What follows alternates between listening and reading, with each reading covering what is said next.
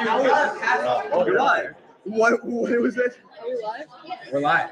Well, let's wait. Let's see if it shows up. There we go. You can see it on. Hi everybody, this is veteran meeting. Yeah, it's fine. Can we get this one? All right, so a little bit delayed. You can see this camera here? Or is the Owl. Oh, that's even cooler. Can you hear that? Can you hear it? Yes, we can. So if I asked a question and somebody responded in the room, like how would that work? Hey, Linus. Yo, Linus. Can you say something? So,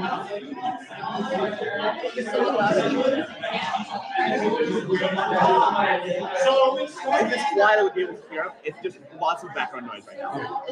Are we ready to start? I think we're ready to start. Okay. All right, we're going to get started here. Sorry for the delay, but just so everyone knows, this first meeting will be live streamed. So we are currently live, and anybody who's up here will be recorded.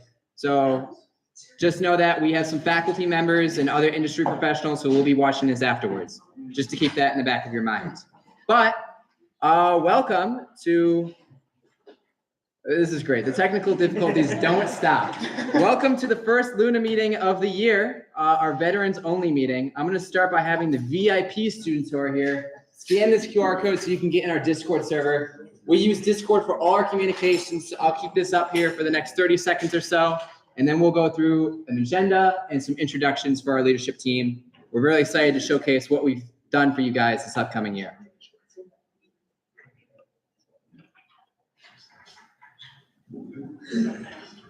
What?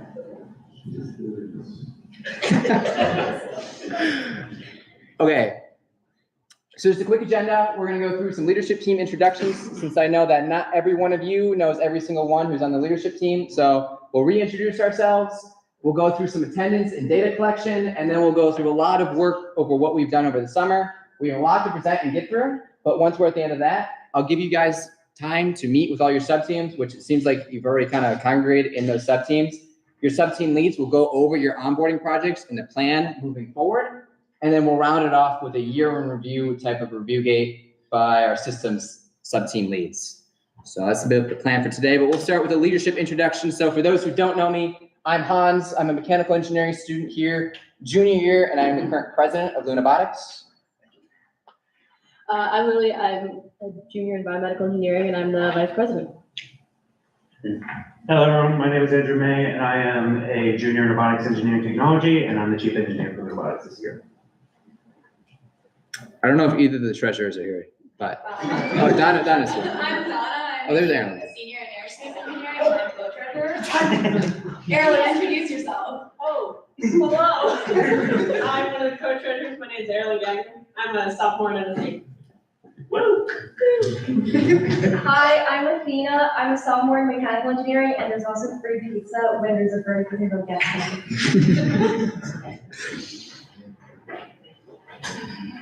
Will. Hi, I'm Will. I'm a sophomore in aerospace engineering, and I'm the excavation lead. Ethan. I'm Ethan. I'm a sophomore right now doing mechanical engineering. I'm the deposition lead. Also eating pizza. I'm Emily. I'm the drivetrain lead, and I'm a junior in mechanical engineering. My name is Victor Rose. I'm a senior in electrical engineering, and I'm the power and hardware team lead. My name is Encore. I'm the sophomore in mechanical engineering, and I'm one of the software leads. Hi, my name is Pranav. I'm a sophomore in computer science. I am the other software lead. Hi, I'm Matthew. I'm a sophomore in industrial engineering. I'm one of the systems leads. Hi, I'm Raiden. I'm a junior in robotics engineering technology, and I'm also one of the systems leads. And hi, my name is Alex, and I am a junior in electrical engineering, and I am your FanOps lead. Alrighty. So I know you guys all had a great time over the summer. I know what you guys missed most was filling out forms. So if you guys could take some time to fill out these forms, they are very important this year since we will be taking attendance at every single meeting. So spend some time filling out the Lunabotics team registration. That shouldn't take you more than 2 minutes, but please make sure everything you put in there is accurate. If you are a freshman and on the VIP team in first year engineering, please select the box that says first year engineering, but also select your first choice current top major for the major question. So for first year engineering students, put first year engineering and your top major, your top choice.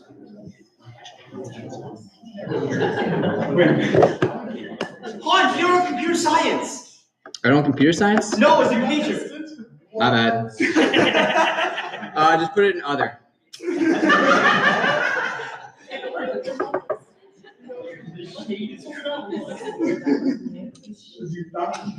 I will say, I'm pretty sure I just copied that form from Justin's form last year, though. I do not think Justin would have computer science. He was like, no way I had half these behind. That's cool, Yeah, we got some bodies and computer science. It's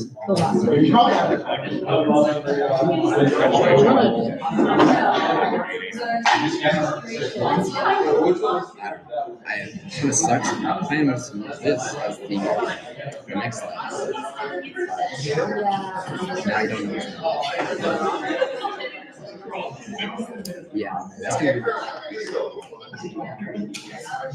be. So make sure you fill out both QR codes. They're different.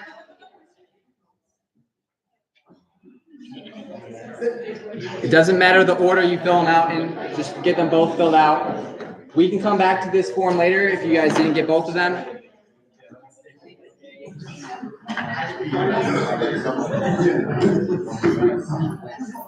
Is anybody still scanning? Okay, I'm gonna move on. Yeah. Okay, next thing.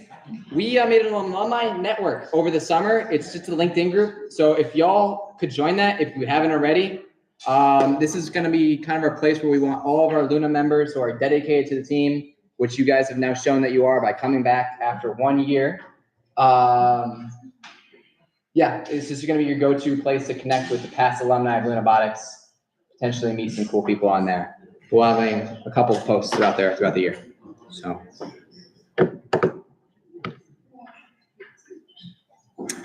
Keep this up for another 20 seconds or so. Yeah. Yeah,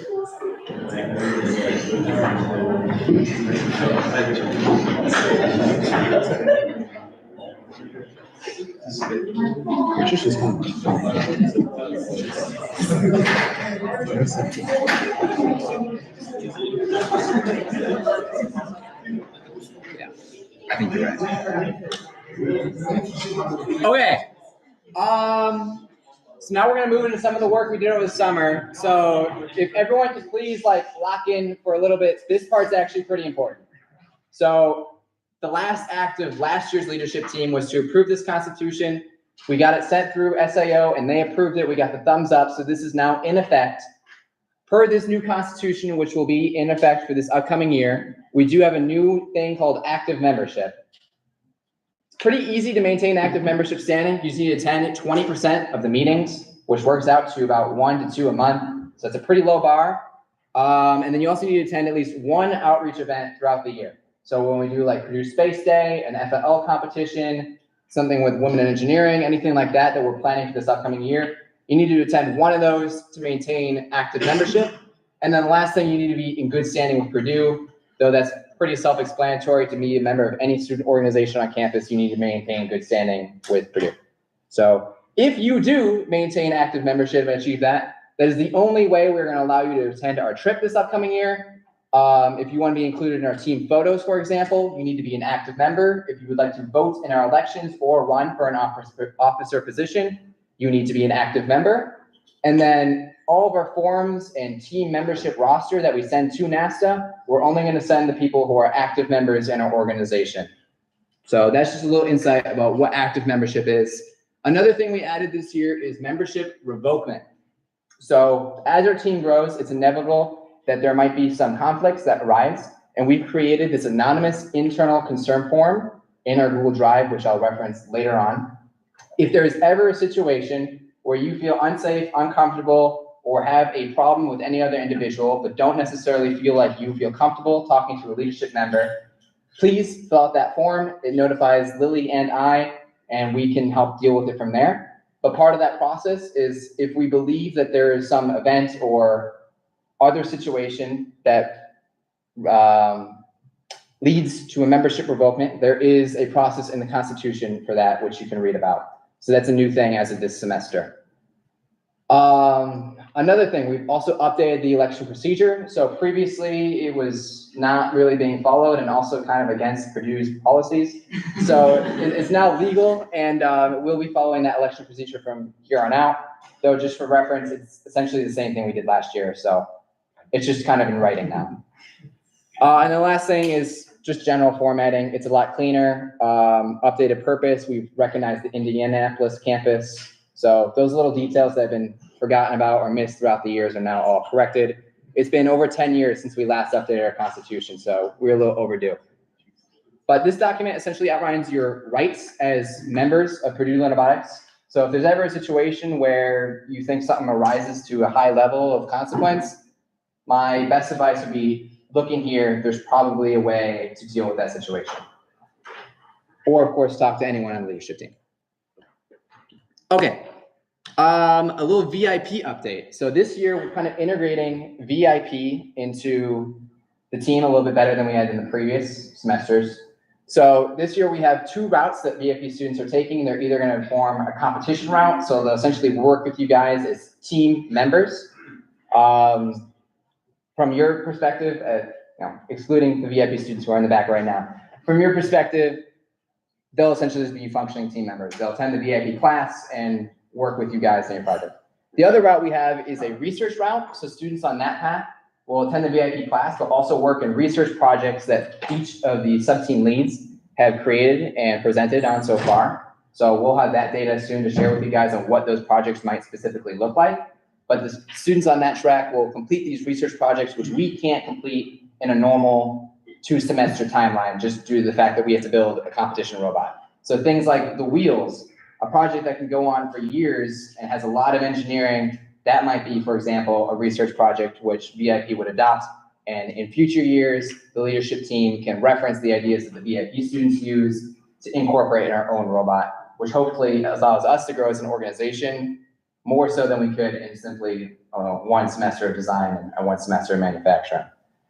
So a little more structured than it has been in the past. Okay, I'd now like to invite Andrew up to talk a little bit about the test pit. For those who don't know, we tore it down at the end of, or I guess over the summer, in an effort to rebuild the test pit. So, yeah. There you go. Okay, so I'm going to be talking about assembly space, and then Diego will kind of get into the nitty gritty on the test pit. So in short, don't ask about the assembly space. Although that was also written a week ago when there were about 20 bags of gravel sitting in it. Those have now been gotten rid of. So yeah, don't worry about those. So the picture on the top left is the 130 bags of regolith from the old pit that are currently sitting under Bechtel's stairs that we now just have until October. So we get to figure out what to do with those. And then you also get a fun graph by Diego. So enjoy that. Yeah, we have that storage for a limited time. I don't remember the exact date. I think it's October 18th. October 18th, yeah. So we have to figure out what to do with that regolith, whether we're going to reuse it or get an entirely different material. So that's something that we're going to try to figure out as well. Yeah. Okay. Is there anything else? No. Okay. So this is, if you haven't seen it or checked the test pit channel, I've been providing updates. We all have been providing updates on the design over the course of the summer. The top right is the old test pit model that they made back in, I don't know, 2020, 2019. I don't know if anyone has a definitive date for that, but it's what we have used for the past few years, at least every year that I've been on the team. And again, as Andrew said, we have destroyed that test pit and redesigned a new one that has expanded the area as well as the height, basically all constraints for the area back there that we have been given access to by the BIDC. A few values just to note. I haven't written out the full calculation, but the deep volume compared to the old one has decreased slightly by like 5 cubic feet, which isn't a big deal. The major differences are going to be in our shallow volume and our driving area. We have increased our driving area significantly in the length direction, slightly in the width direction. That gives us a lot more opportunities to test maybe obstacles and craters and see how our software does in a larger testing environment. As well as, I think one of the best changes is the regolith to the roof height, which has changed from 5 feet, which is very, very small, and you have to like bend over every single time you would go inside of it, to 8 feet. So now Zach Eady can get in there, if you guys know who that is, and do some regolith testing. Yeah, and if you have any questions about the design, the bottom right is not finalized yet. I have to do some slight modifications. We're hoping to reuse some of the windows that were in the old test pit. So instead of like 2, there might be 3, and I'll have to figure out the spacing. It's very quick change. But yeah, if you have any questions about the new design, why we decided to do some things, there might be some changes that are still coming as we are building this test pit. I say, for reference, the new pit, according to this number that I got from someone, so the new pit's gonna have about 58 cubic feet of regolith. So whether that's partially gravel, whether it's all regolith, we're gonna figure it out, but just a number so you can have in your head. Yeah. So next time. Yeah. And again, if you haven't been checking the channels, this is our current status of our new test pit. Yeah, it's almost ready to go, guys. We just have to throw in some regolith. We don't need walls. We just have to, so the big next steps are just to finish the floor, which we're gonna have a reservation going for later this week, put those panels in, start doing the walls, maybe modify the front wall, which is something I'll do on my end, begin the front walls, and then begin the roof. And after that process is finished, maybe we have a game night in there with the whole team. Choose your favorite games, make teams, whatever. We're gonna figure some game night out. But yeah, our goal is to have the whole test pit finished by the end of September. And that's largely because of our constraint on the regolith storage in the PIDC, again, October 18th. We'd like some time to figure out what we're gonna do with that, whether we're gonna put it in our new pit or get rid of it entirely. Just have to figure that out. So ideally, the end of September, the whole thing is finished, or at least, in a position where we could throw the regolith back in. There might be some like minor like trim or something to make it look nice, painting. I've heard talk of a mural on the door, which could be cool for Lunabotics. Maybe some details on the interior as well as ventilation and electronics, which are going to come at a later date potentially. And that is the test pit. And feel free to hit up Andrew, myself, Alex, anyone that's been working this summer for any questions that you may have about anything regarding the test pit. Happy to clarify. Are there any questions about the test pit? Okay, good.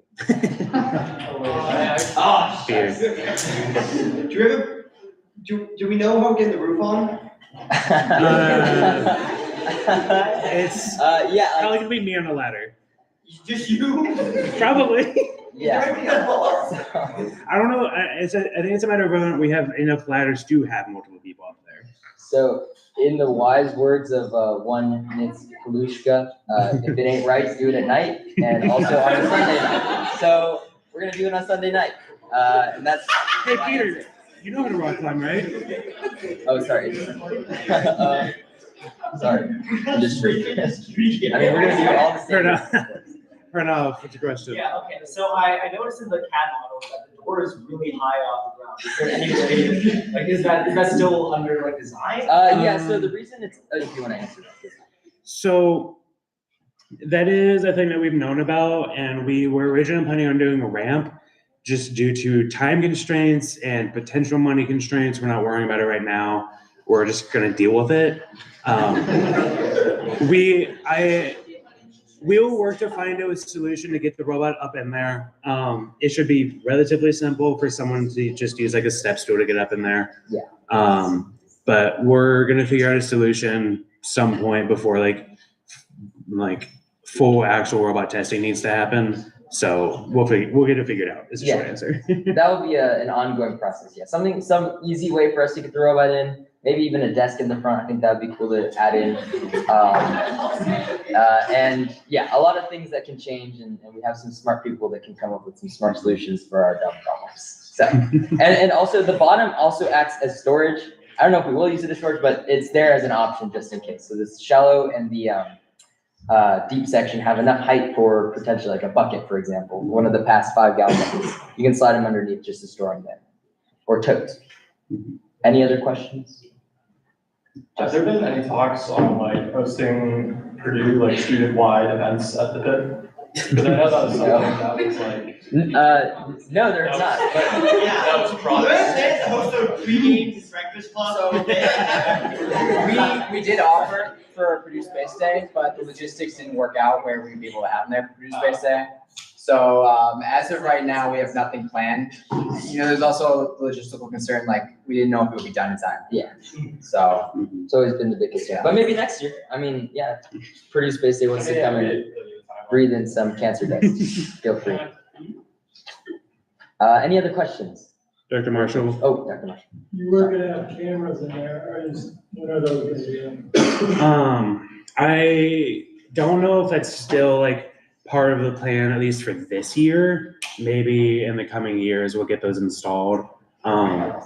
Once. You did have cameras you could live stream Right. as an educational. Mm-hmm. That reduces quite a bit in terms of logistical problems. Yeah, I say as long as we have the funding for cameras, it wouldn't be that hard to install them, so. Also, on the topic of cameras, one thing that I know we have done, at least at some points in the old pit, is just stick a cheap USB camera, of which we have several, and just stick it up onto the top of the roof, on top of the pit, and then just plug it into our laptop whenever we need it, which is, like, we can do that. That's not a very hard or expensive thing to do. It doesn't produce the best video quality, and one camera might not be enough to cover it, but it will give something, which is better than no cameras at all. Yeah, and software was planning on buying a camera, a security camera type camera for shenanigans. Perfect. We want our own, like, you know, the situation where this camera's in the pit, we want our own version of that. But we don't know if that's gonna be legal yet, so who knows? As a quick note, just to add, again, if you haven't checked the channel, beyond the structural aspects, we're hoping to incorporate ventilation, some sorts of airflow to hopefully allow the dust to settle faster. If you don't know, whenever we go to excavate, kicks up a lot of dust, and then you have to wait a little bit for it to settle back to the ground. Ventilation ideally is going to rapidify. How do you say it? Someone give me a word. Speed up. Yeah, there you go. Sorry, guys. It's first week. I was still on summer mode. My bad. It's going to rapidify, as I said, the process of settling the dust. We're hoping to incorporate some lights on the inside for late night testing. I can't remember what other electronics. So some like charging outlets potentially. So a lot of things that we're hoping to incorporate to make it, a little newer. Great. In terms of the material on the inside, do we have any input from like faculty members, like even professors and people that know Regulus and similarities for No, we haven't really reached out to a lot of faculty in terms of like material wise. That's something that's going to be happening this and next month. So another thing that we're going to work on. Yeah, a lot of studies that could be done with material. Again, we can choose to stay with what we have, which is a crushed basalt. I think we know the vendor, not really 100% sure. I'd say like 90% sure. Or we can just switch to an alternative, a cheap solution that also mimics well the properties of the simulant regolith, like NASA, something like that. So we're still figuring that out. Any other questions? VIP members, any questions? Oh, Dr. Marshall. Are you gonna use, I know there's been, when they did the test bed last time, there was research on the material. Have you guys looked at it? Will you be looking at it for choice? Mm-hmm. There's a few products from a company called US Aggregates that we're looking at. We're planning on getting some samples of those at least, and then doing comparisons between those and then our current stuff to see like particle sizes and like geotechnical properties to compare them and see how they interact, and compare that against also the high fidelity regular sample that we have from Exelith Labs, just to see how they all like compare against each other and figure out what is the best option for us. If that answers your question.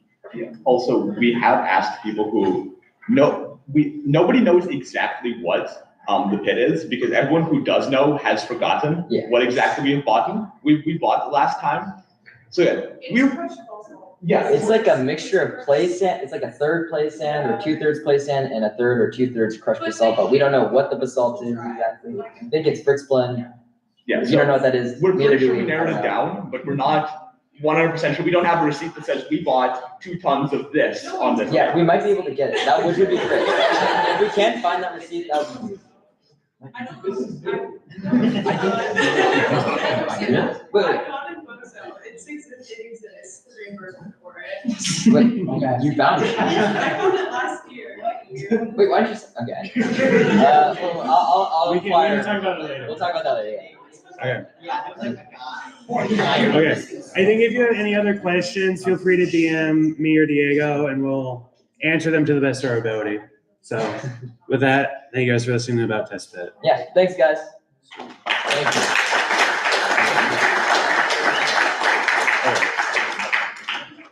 Okay, so next Tuesday on September 9th, we're gonna be having our brainstorming activity for new members. It's gonna be the same thing as it has been the past few years. It's the Europa mining activity.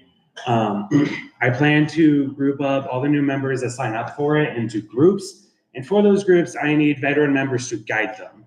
So if you are willing and or wanting to be a group lead for that, please scan this QR code and fill out the form. I would really appreciate it. I don't know how many new members will be to a group yet. That depends on how many sign up and how many group leads I have signed up. So please fill out the form. I'd really appreciate it. I'll give you all a few minutes to do that.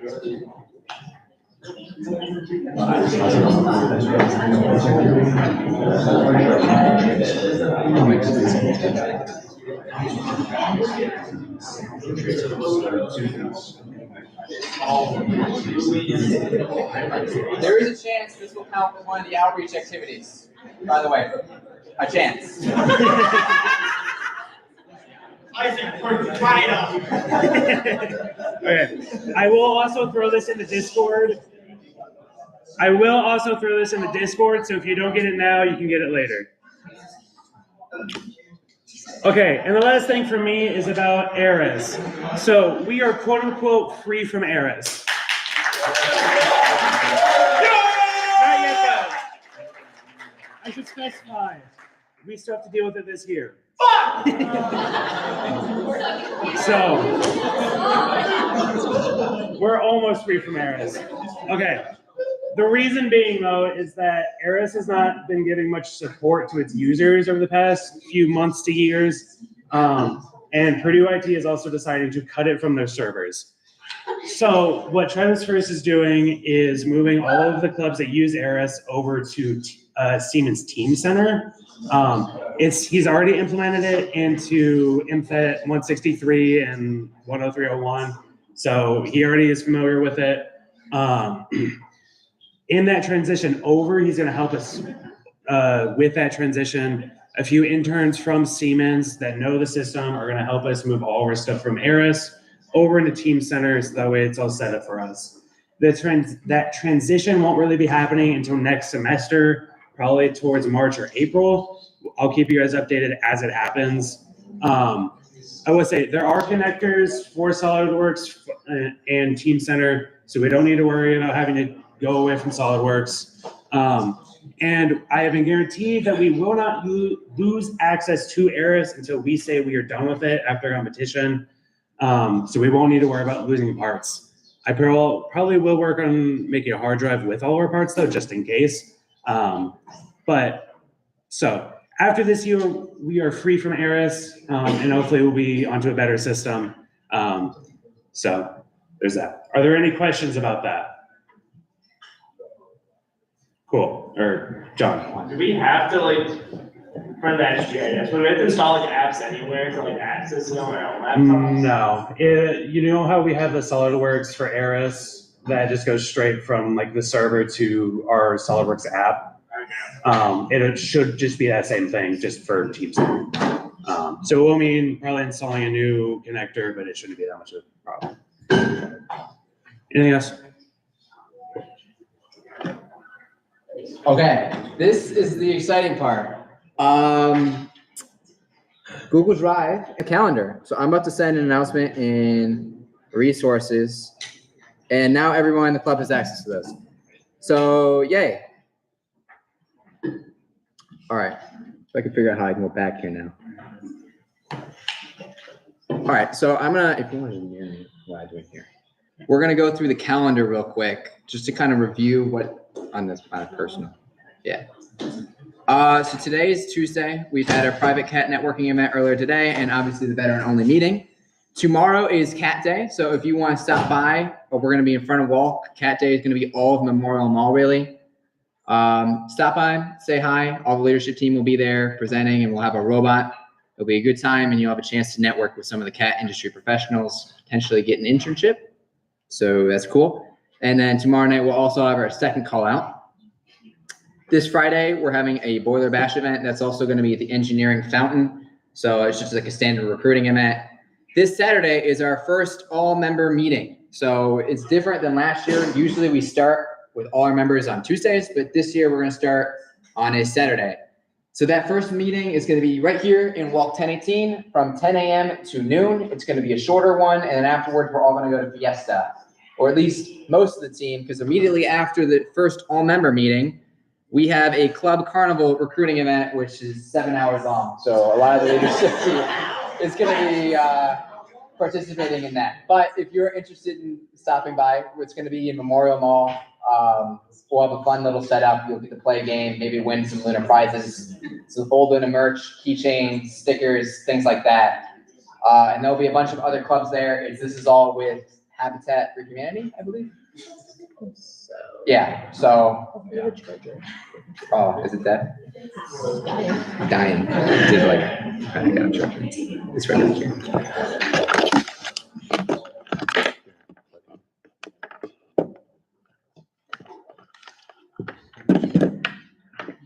Okay, so yeah, that's the first all-member meeting. So we hope to see all of you guys there. Welcome all the new freshmen.